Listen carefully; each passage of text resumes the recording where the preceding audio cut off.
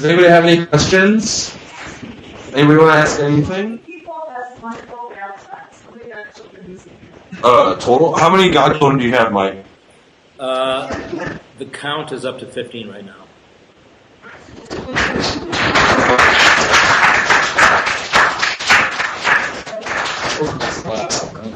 And I'm shooting for 20. Did you know the Packers won the Super Bowl? Did you know the Packers won the Super Bowl? I did, and I was actually hoping to watch the Super Bowl, but we couldn't find it here. So I got up at 2 in the morning to try to watch it, and it wasn't on. But what my parents did is they actually recorded it back in the States. They are going to put it onto a DVD and then mail it out here so I can watch it, including the commercials. Now, what's the most rewarding thing about being a missionary? Okay. Michael, Stu wants to know, what's the most rewarding thing about being a missionary? Oh, there are so many things, but I think one of the things that I really enjoy most is the outreach, meeting people like the people you see here. They are so welcoming, it's really overwhelming. And you really know that God is at work here. There's really no other way to describe it. Mike, someone wants to know what's your favorite animal that you've seen out there so far? My favorite animal that I've seen? Probably the gorilla, because there are not that many left, and not too many people get to see them in the wild. And a lot of people think that they're really scary, but they're not. You can walk right up to them. I mean, assuming you don't touch them or scare them, they'll leave you alone. Favorite food? Favorite food? Oh, that's a tough one. Probably sanene. Sanene is actually fried grass. Okay, Mike, someone wants to know what you feel your greatest challenge is being out there. There are actually two. One is the language, learning the language. For those who don't know, the main language out here is Swahili, or Kiswahili as they say here. It's the most commonly spoken language, but for many people it's not their first language.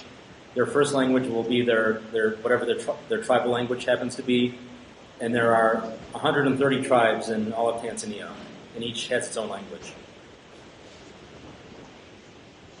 But pretty much everyone speaks Swahili. The second challenge is just fitting in with the culture. It's a very different culture here, but it's not to say that they just do things differently, but it's not necessarily wrong. It's just different for us, and we're still trying to get accustomed to that. Someone wants to ask Katie what it's like working with Mike. Go ahead, answer, Katie.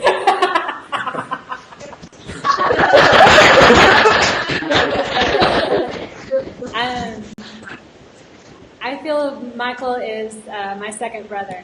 I have one brother, sibling that I really feel close and have connected with Michael. And really, really enjoy my time with Michael. I'm not lying. Yeah, I didn't pay her attention to say that. Time difference. Mike, what's the time difference there? Is it 8 hours? Currently, we're 9 hours ahead, but I guess daylight saving starts next week. Is that true? Apparently. Yeah, so then we're only 8 hours ahead. Okay. Or something like that. I don't know. So, I don't know what the biggest differences are between Africa and Wisconsin. The differences between Africa and Wisconsin? Yeah, what are some of the big differences? Right now, it's about 80 degrees. That's the difference.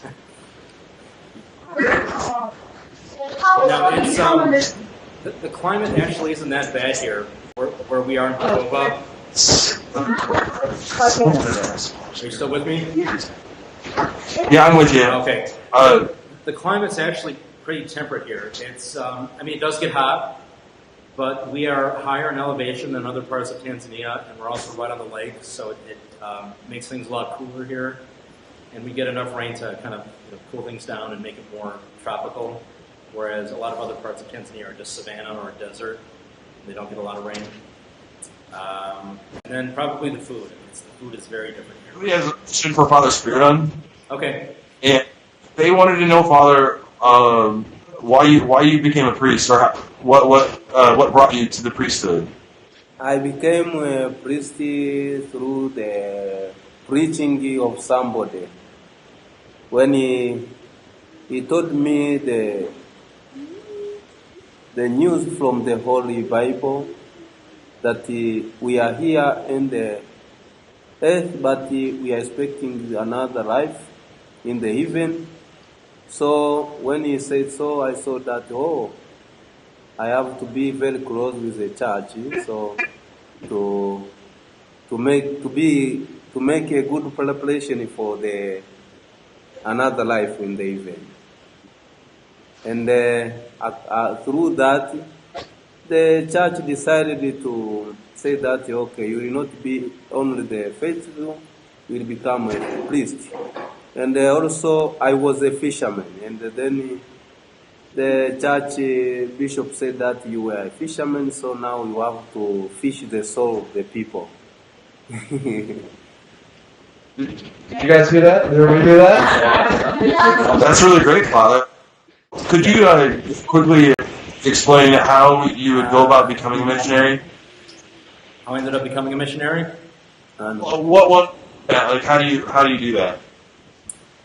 What you need to do is contact the Orthodox Christian Mission Center. They have a website online. It's ocmc.org. And they recommend that most people begin with a short-term trip. And those are usually anywhere from 2 to 4 weeks, and they go all over the world. I mean, there's actually going to be one teaching team here in Tanzania, in Bukoba, in July, and there are going to be maybe a dozen people on that. You do need to be is it a high school graduate? I think a high school graduate. Yeah, 18. You need to be at least 18, you have to be at least 18. And then once you do a short-term trip, you can apply to become a long-term missionary. And that takes about, at least 1 to 2 years, because you have to raise your own money, you have to go to different churches and tell people what you're going to be doing and why you want to be a missionary. And then you just pray, and God will make it happen. And He has made it happen. Awesome. Grace, I think that's good, yeah? It's a luxury. Thank you, Michael.